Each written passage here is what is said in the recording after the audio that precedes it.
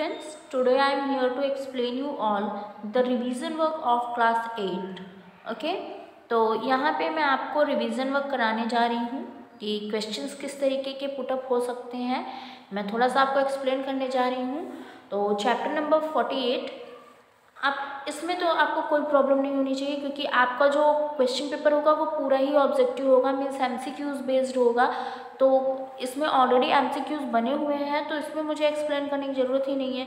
जैसे है वैसे ही आना है, मतलब जैसा क्वेश्चन दिया गया है उसी तरीके से क्वेश्चन आएगा और एज इट इज़ आपके जो ऑप्शंस हैं वो आएंगे।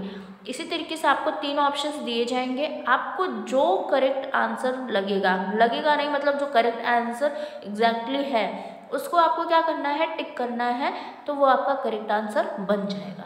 ठीक है, तो आपको पता है 20 मार्क्स के आपके क्वेश्चंस आने हैं और इस तरीके से आपके क्वेश्चंस दिए गए हैं। आपको प्रॉपर तरीके से इसको पढ़ना है और पढ़ के आपको करेक्ट आंसर उसमें टिक करने हैं। ठीक है, तो ये आप देखिए पूरे 14 क्वेश्चंस हैं और पूरे ही ऑब्जेक्टिव हैं, जैसा है वैसा ही आना है। अब हम बात करते हैं चैप्टर नंबर 49 की। तो चैप्टर नंबर 49 जो है वो मैंने आपको नोट्स भेजे हुए हैं। तो जो नोट्स है मेरे उसको आपको क्या करना है, उसको पढ़ना है। उसमें आंसर्स भी हैं तो उस तरीके से आपको आंसर भी लर्न करना है। क्वेश्चन एज इट इज़ आएंगे, मतलब जैसे मैंने स्टेटमेंट उसमें लिखा हुआ है वैसे स्टेटमेंट पूरा रहेगा और फिर डैश रहेगा और डैश में जो आंसर सही होगा उसको आपको ऑप्शन में से टिक करने होंगे। मतलब 3 ऑप्शंस रहेंगे या 4 ऑप्शंस रहेंगे, उसमें जो भी सही होगा उसको आपको टिक करना है। सही कैसे आपको पता चलेगा, जब आप मेरे भेजे गए नोट्स को पढ़ेंगे।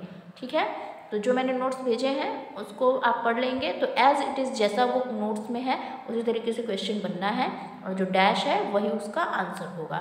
ठीक है,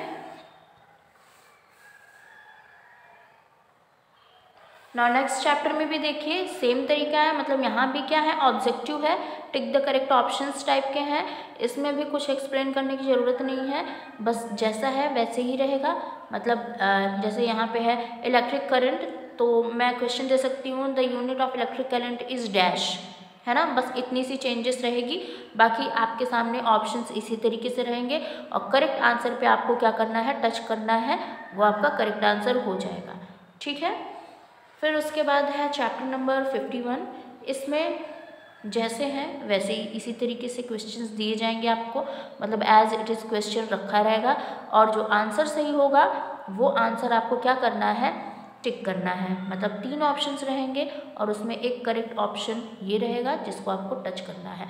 तो इस चैप्टर से भी इस तरीके के क्वेश्चंस पुटअप होंगे। ओके, मैंने इस चैप्टर में भी आपको नोट्स भेजे हुए हैं तो उस नोट्स को अच्छे से पढ़िएगा। ठीक है, बहुत इम्पॉर्टेंट है आपको ये। हाइट का तो आप ठीक है नहीं भी लर्न करते तो कोई उतना दिक्कत नहीं करता, लेकिन आपको माउंटेन्स पीक और उसके जो लोकेशन है वो लर्न करना बहुत ज़रूरी है।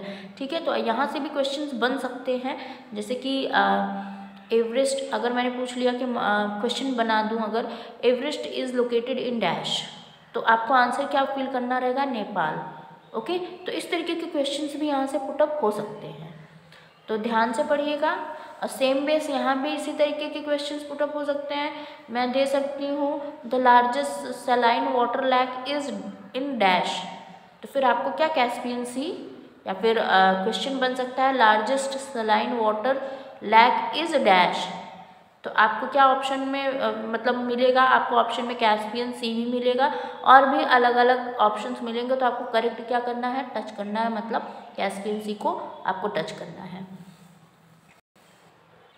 फिर चैप्टर नंबर 54 में भी मैंने आपको क्या भेजा है, नोट्स भेजा है। नोट्स को अच्छे से पढ़िएगा, उसी में से आपका क्वेश्चन आना है।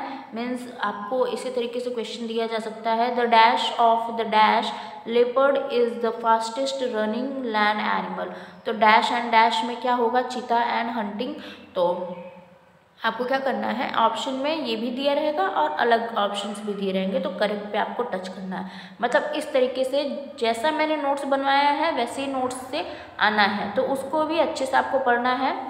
फिर उसके बाद है सेम यहाँ पे भी अब MCQs हैं, तो MCQs जैसे हैं वैसे ही आने हैं, इसमें कोई चेंजेस नहीं होंगे।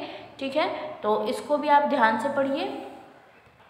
नाउ चैप्टर नंबर 56, इसमें से भी इसी तरीके से क्वेश्चंस आने हैं। आपको इस तरीके से स्टेटमेंट दिए रहेंगे, फिर ऑप्शन में ये सारे मतलब एक ऑप्शन ये रहेगा और बाकी सब अलग अलग रहेंगे।